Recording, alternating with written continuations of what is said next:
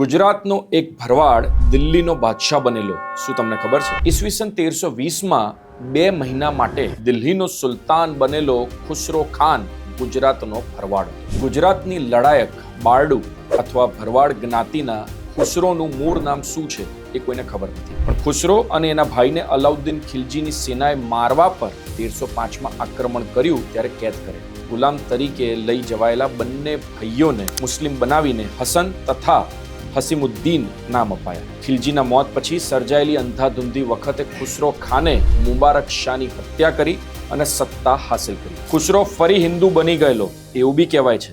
કમનસીબે ખુસરો લાંબો સમય ગાદી ઉપર રહી ના શક્યો. ગ્યાસુદ્દીન તુગલકે તેને હરાવતા 2.5 મહિના બાદ જ શાસનનો અંત આવ્યો. શું તમને આ ખબર હતી? નથી ખબર ને? તો આવી જ ઇન્ફોર્મેશન માટે અમને ફોલો કરવાનું ભૂલતા નહીં.